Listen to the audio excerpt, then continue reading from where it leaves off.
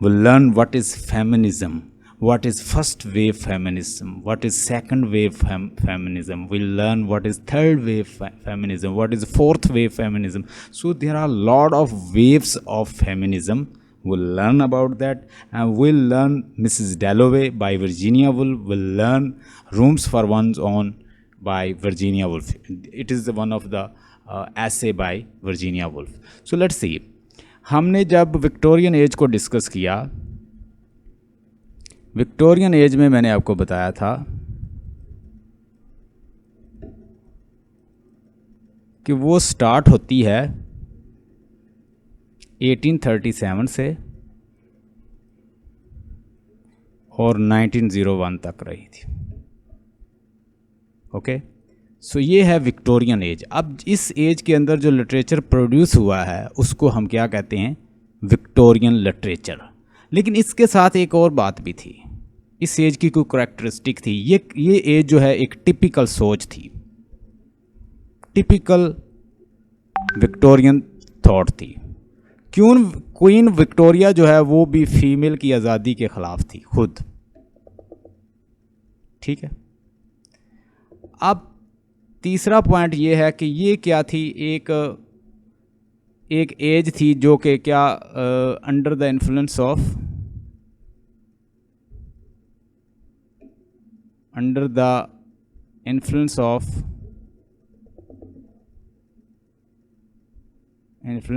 Tradition, conventions.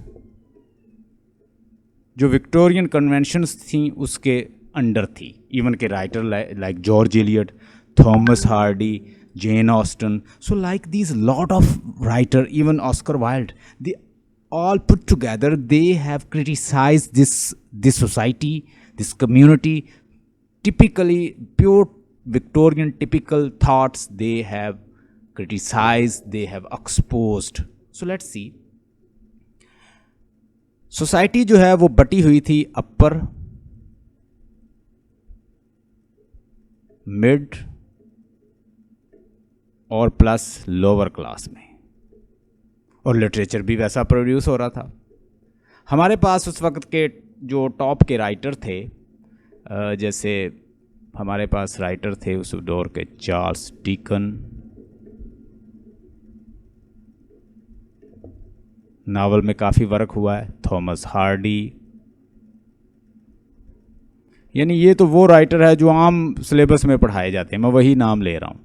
George Eliot, Jane Austen,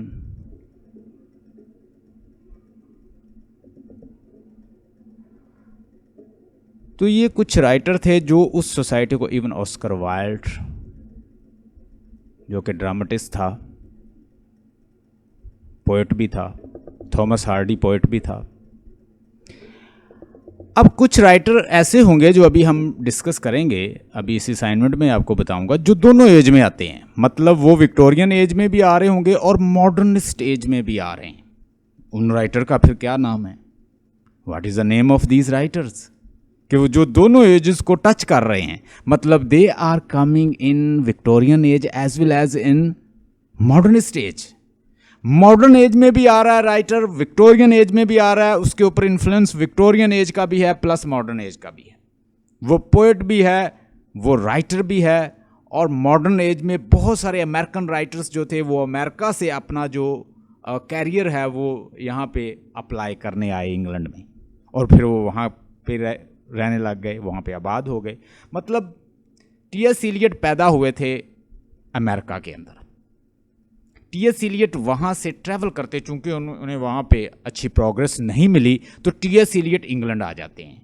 England में शादी करते हैं फीमेल से जो कि इंग्लैंड से ताल्लुक़ रखती है, और उससे वहाँ पे इन्फ्लुएंस होते हैं, और वहाँ पे स्कूल टीचर और लिटिल पिटी जॉब, छोटी छोटी जॉब उन्होंने की, और अल्टीमेटली वहाँ पे सेटल हो गए. इवन कि उन्होंने जो सिटीजनशिप है वो भी ले ली.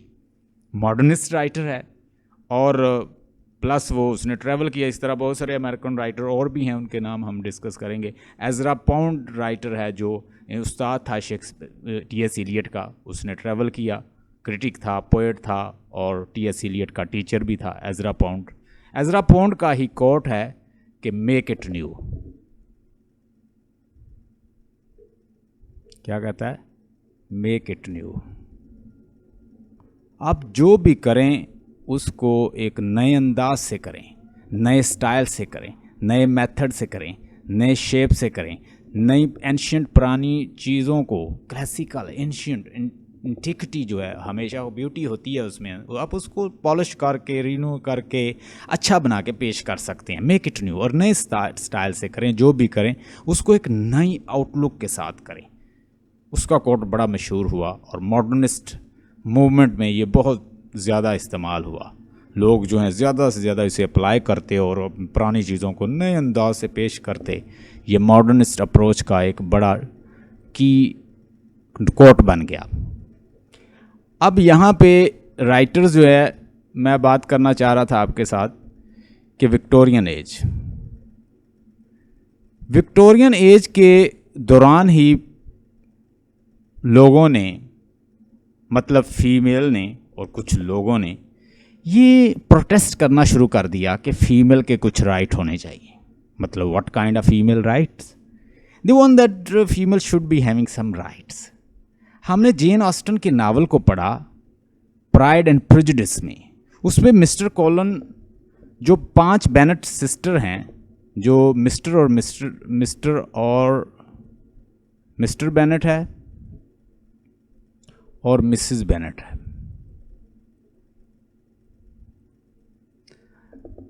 इनकी 5 डॉटर हैं, बेटा नहीं है। इसकी शादी के बाद इनका एक भतीजा है, नेफ्यू, उसका नाम है मिस्टर कॉलन। मिस्टर कॉलन को डार्सी की आंट ने ये लालच दिया है कि तुम शादी कर लो, मैं तुम्हें प्रीस्ट बना दूंगी, ठीक है, तुम जल्दी से शादी कर लो। वो दौड़ा हुआ आता है मिस्टर और मिसेस बेनेट की तरफ, उसे चूंकि उसे हिस्सा मिलना है इधर से। अब बेटियों को हिस्सा नहीं मिल रहा, भतीजे की तरफ जायदाद जा रही है। अब यहाँ पे ये चीज़ों को नोट कर रहे थे लोग, लॉजिकल हो रहे थे, पढ़े लिखे थे, कल्चरल थे, डेवलपमेंट थी और नई नई इज़्म जो है इंट्रोड्यूस हो रही थी। तो विक्टोरियन एज के अंदर ही लोगों ने सर उठाना शुरू कर दिया। लिटरेचर भी वैसा प्रोड्यूस हो रहा है। देखें कि लिटरेचर होता है basically reflection of life. What is the main definition of literature? कि it is a reflection of life. Literature आपको sir reflection of life, literature आपको वही बताता है जो सोसाइटी में हो रहा होता है। तो अब हम देखेंगे कि राइटर जो हैं वो भी सर उठा रहे हैं, भाई फीमेल को आज़ादी होनी चाहिए, फीमेल की आज़ादी होनी चाहिए, हमें फीमेल को आज़ादी देनी चाहिए, हमें वर्क करना चाहिए फीमेल के लिए। और राइटर्स ने लिखा, थॉमस हार्डी ने लिखा, जेन ऑस्टन ने लिखा, इवन बहुत सारे राइटर्स ने लिखा। मॉडर्न एज में हमने देखा कि वर्जीनिया वुल्फ ने लिखा उस फीमेल के लिए, वो फेमिनिस्ट थी, फेमिनिस्ट की सपोर्टर थी। एड्रन रिच ने लिखा। तो बहुत सारे फेमिनिस्ट राइटर्स जो थे, अमेरिकन राइटर्स जो हैं, they also come forward, they started writing for sake of females. They said the female should be given independence, they should be given equal right. So अगर देखा जाए तो मेल और female में सिर्फ मसल पावर के अलावा कोई भी ऐसी कोई करेक्टरिस्टिक नहीं है मेल में जो कोई डिफरेंट हो। बस थोड़ा सा मसल पावर है इंसान मेल के अंदर ज़्यादा, और nothing else, everything is equal. Mind वैसा है, सोचता वैसी है, सोचती वो वैसी है, इमेजिनेशन भी उसके अंदर भी है, पैशन है, फीलिंग्स है, हर चीज़ मौजूद है। So why female are inferior to man? क्यों इन्फीरियर है? क्वेश्चन उठाने शुरू कर दिए। इसी के बाद फिर 19th सेंचुरी में राउंड अबाउट फिर स्टार्ट होती है फेमिनिज्म मोमेंट। फेमिनिस्ट मोमेंट जो है वो फिर उसकी फर्स्ट वेव आई, सेकंड वेव आई, थर्ड वेव आई, फोर्थ वेव आई। हम वो सारी वेव्स को डिस्कस करेंगे असाइनमेंट में। अभी मैं आपको बताने लगा हूँ कि असल में जो काम हुआ है फेमिनिज्म के ऊपर, वो एक है अर्लियन विक्टोरियन एज को 3 पार्ट्स में डिवाइड किया जाता है। Earlier Victorian period, mid Victorian और इनके फिर राइटर भी ऐसे डिफरेंट है। और थर्ड या लास्ट लेट विक्टोरियन। अब हमारे जो राइटर हैं जैसे थॉमस हार्डी है, ठीक है, ऑस्कर वाइल्ड है,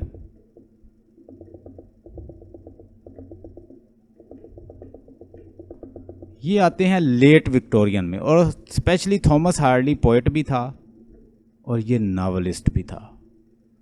बतौर नावलिस्ट थॉमस हार्डी को कहा जाता है कि ये फेटलिस्ट था। उसने कहा मैं फेटलिस्ट नहीं हूं, मैं मिलोरिस्ट हूं। वो क्या अपने आप को कहता है? मैं मिलोरिस्ट हूं। मिलोरिस्ट का मतलब होता है ऐसा पर्सन जो ये बिलीव रखता है कि फेट के साथ, नेचर के साथ लड़ के इंसान अपने हालात को जो उसके ऊपर इम्पोज कर दिए हैं फेट ने, उसकी किस्मत ने, उस नेचर ने उसके ऊपर जो हालात इम्पोज कर दिए हैं उसके साथ लड़ के उसको अच्छा बना सकते हैं। पॉजिटिविटी पे बिलीव रखता है करेक्टर मिलोरिस्ट। वो कहता है कि मेरे करेक्टर जो हैं वो लड़ते हैं, आखिरी दम तक लड़ते हैं और सामना करते हैं हालात का। और चाहे वो टेस ऑफ डियरबेविल हो, चाहे वो टेस हो, चाहे यूस्टेशिया वाई हो, चाहे वो कोई और हो करेक्टर, मेरे करेक्टर लड़ते हैं हालात से और आखिरी दम तक लड़ते हैं। ले तो थोड़ा सा बैकग्राउंड हो गया। लेट्स सी कुछ मॉडर्न राइटर्स को देखते हैं। Dear student, friend, follower, you are listening to the voice of Sarana. Our contact number is 0305631964. हम देखेंगे वर्जीनिया वुल्फ के स्ट्रीम ऑफ कॉन्शियसनेस को, हम देखेंगे कुछ मॉडर्निस्ट और पोस्ट मॉडर्निस्ट राइटर्स को, लिटरेचर के अंदर पोस्ट मॉडर्निज्म क्या है और लिटरेचर के अंदर मॉडर्निज्म क्या है। पहले तो हमने जनरल देखा कि मॉडर्निज्म है, पोस्ट मॉडर्निज्म है, और इसके बाद लिटरेचर के अंदर पोस्ट मॉडर्निज्म किस तरह से अप्लाई होता है, स्ट्रीम ऑफ कॉन्शियसनेस क्या है, कौन इसका कॉइन करने वाला है इस टर्म को, फर्स्ट पहली दफ़ा इसको किसने कॉइन किया था, वी सी एवरीथिंग।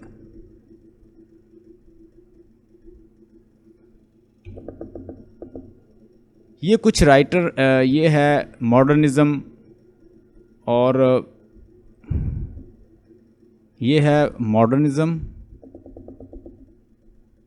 और ये है पोस्ट मॉडर्निज्म। मैंने आपको बताया कि मॉडर्निज्म का जो लिटरेचर है वो आपको शो करेगा रीज़न, ऑब्जेक्टिविटी, मॉडर्निटी, किस लिहाज से साइंटिफिक चीज़ों को डिस्कस करेगा। इसके अंदर भी क्या चीज़ है, नरेटर जो हैं वही होंगे, मल्टीपल नरेटर ये भी यूज़ करते हैं। कुछ चीज़ें चूँकि ये डेवलपमेंट है एक ही चीज़ की, यहाँ से डेवलप हुई है पोस्ट मॉडर्न, तो इसके अंदर जो करैक्टरिस्टिक हैं कुछ इसमें भी पाई जाएंगी, इसलिए कंफ्यूज करता है थोड़ा। मल्टीपल नरेटर इसके अंदर भी मौजूद हैं, ये भी यही चाहते हैं, ये भी ऐसे ही। और स्ट्रीम ऑफ कॉन्शियसनेस इसके अंदर भी मौजूद है और उसके अंदर भी है, ठीक है, ये भी यूज़ करते हैं स्ट्रीम ऑफ कॉन्शियस। अब दूसरी साइड पे हमारे पास पोस्ट मॉडर्निज्म, ये बात करते हैं एक ख़ास स्ट्रक्चर की। हर चीज़ जो है वो एक स्ट्रक्चर के अंदर मौजूद है।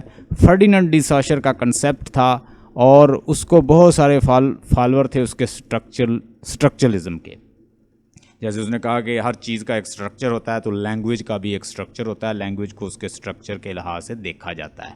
उसके अंदर एक अपना उसका सिस्टम है, उस सिस्टम में बहुत सारे उसके अंदर मार्फोलॉजिकल सिस्टम है, ठीक है, उसके अंदर सिमेंटिक स्ट्रक्चर है उसके अंदर उसका सिंटैक्टिकल स्ट्रक्चर है, फोनोलॉजिकल स्ट्रक्चर है, मार्फोलॉजिकल स्ट्रक्चर है, नरेशनल स्ट्रक्चर, यानी एक लैंग्वेज के अंदर भी बहुत सारे उसका एक अपना स्ट्रक्चर है। तो वो within the structure we have to see the language.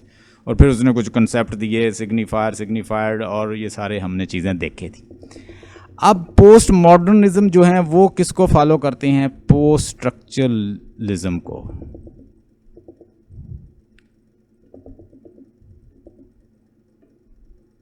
Post structuralism में क्या आएगा? हर चीज़ को देखा जाएगा डीकंस्ट्रक्शन के थ्रू, एनालिसिस के ज़रिए। किसी ने कोई बता दिया तो वो ऐसे आंखें बंद करके बिलीव नहीं कर लेंगे, और लिटरेचर भी ऐसा ही प्रोड्यूस करेंगे। ये क्या कहेंगे कि doubt is the origin of knowledge. Doubt is the origin of knowledge. इनके नज़दीक नॉलेज क्या है, ओरिजिन क्या है नॉलेज की? डाउट। अगर एक चीज़ पे शक करें तो उससे नई चीज़ और निकल आएगी। स्केप्टिसिज्म को फॉलो करते हैं ये मोस्टली। अब्सर्डिज्म जो है इसमें बहुत ज़्यादा है।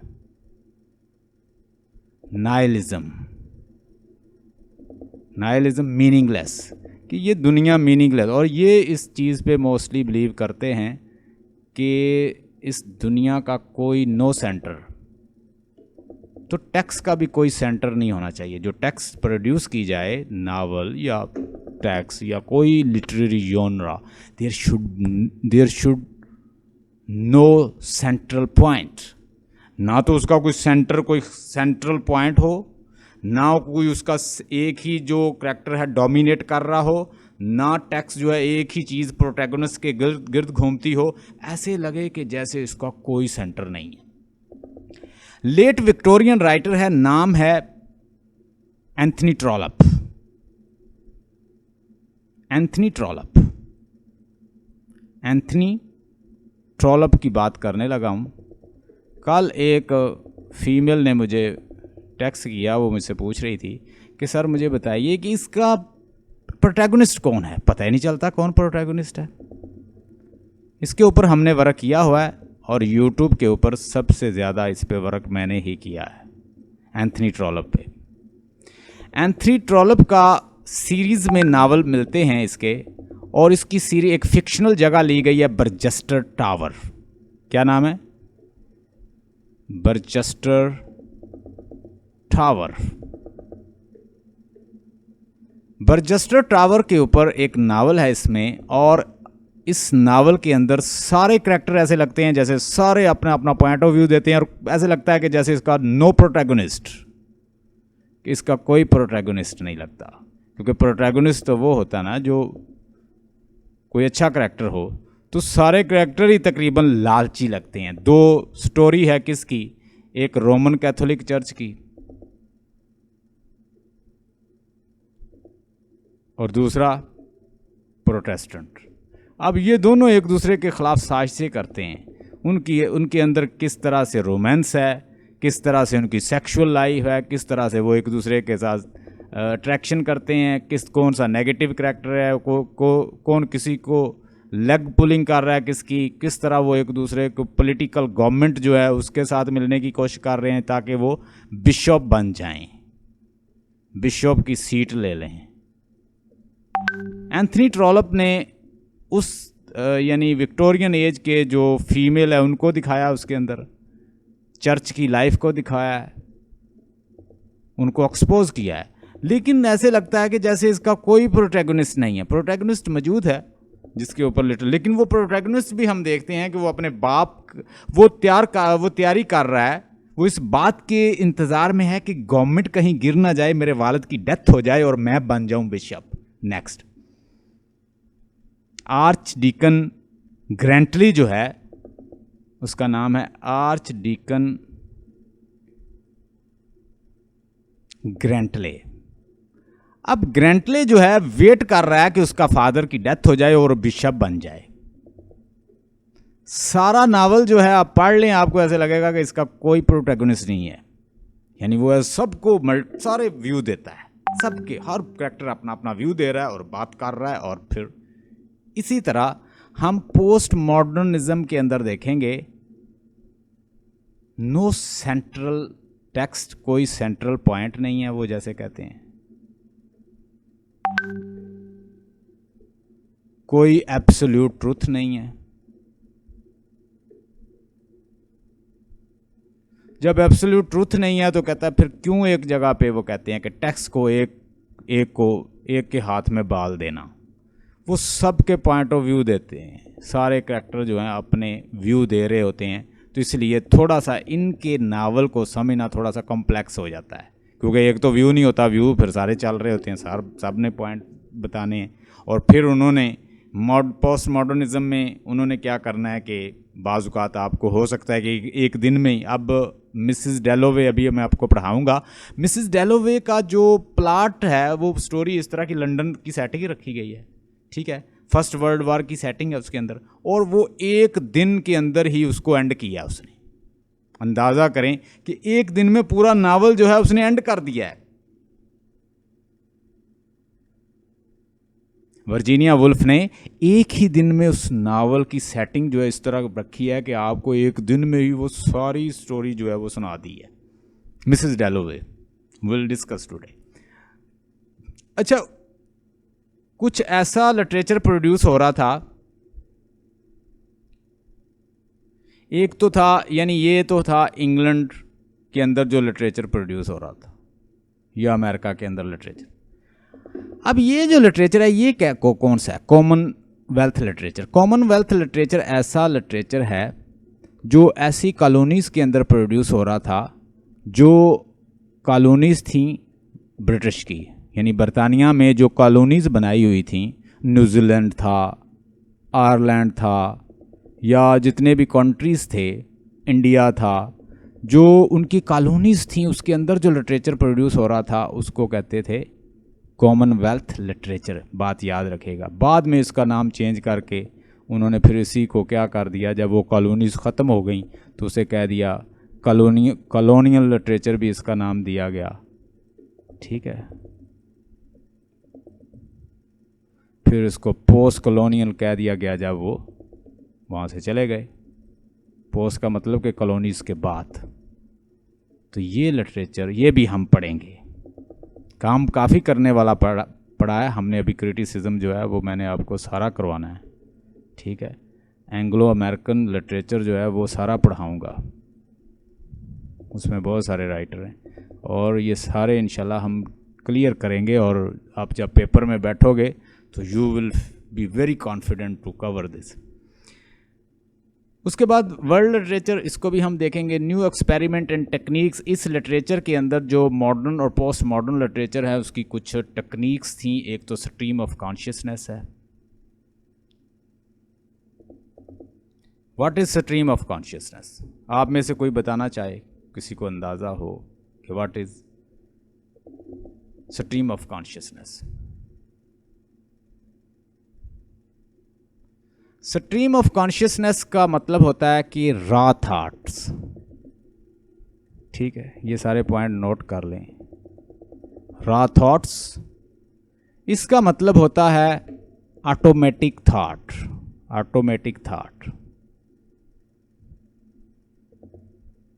जो आप मेरे साथ बैठे हैं, हम कन्वर्सेशन कर रहे हैं या बैठे जो जो सोच रहे हैं वैसा ही आप प्लॉट कर दें, वैसा ही आप लिख दें पेपर के ऊपर। And you are portraying whatever coming in your mind without any obstructions. It is known as stream of consciousness. हो सकता है कि आप बैठे बैठे ये सोचें कि 50 साल पहले मैं कहाँ था, मेरा कौन दोस्त था, हम कैसे ज़िंदगी गुजार रहे थे, हमारे हालात कैसे थे, हमारे ताल्लुकात क्या थे। वो सारी डिस्कशन जो आप कर रहे हैं, आप नावल के अंदर शामिल करते हैं, तो वो आपका स्ट्रीम ऑफ कॉन्शियसनेस है। इसमें आती है थॉट्स।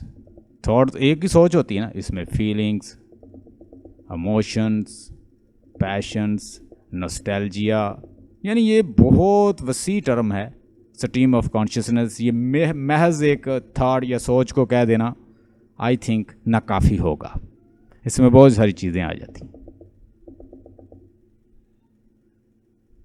तो ये ज़रा नोट कर लें कि पोस्ट यानी लेट 19वीं सेंचुरी और सेकंड वर्ल्ड वार तक हमारा जो पीरियड है वो क्या कहलाता है, मॉडर्निज़म। और पोस्ट मॉडर्निज़म जो है वो आफ्टर सेकंड वर्ल्ड वार का जो लिटरेचर प्रोड्यूस होगा वो सारा पोस्ट मॉडर्निज़म है।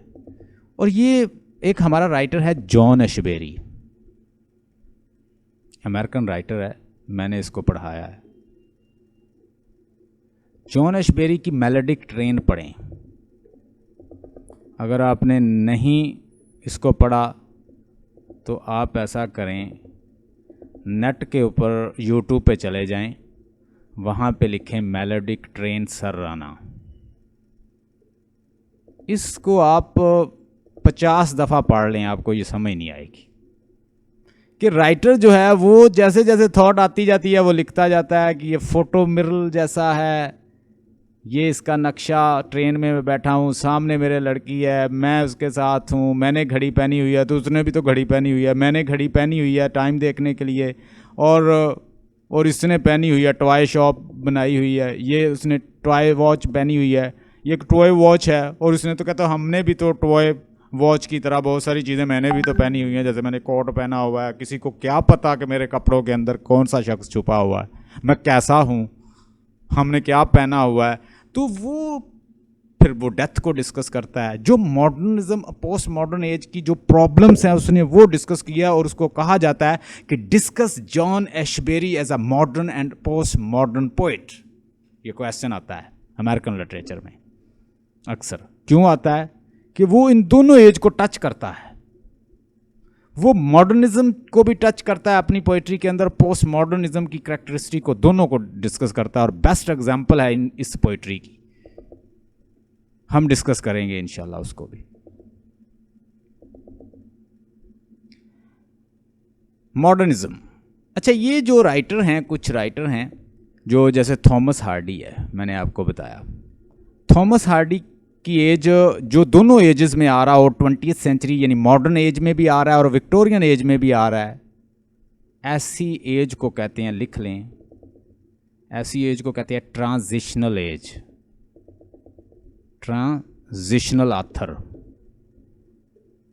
ट्रांजिशनल आथर, ऐसा आथर, ऐसा राइटर जो दोनों एजेस को टच कर रहा हो, उसको कहते हैं ट्रांजिशनल आथर्स, ट्रांजिशनल राइटर, लिख लें, ट्रांजिशनल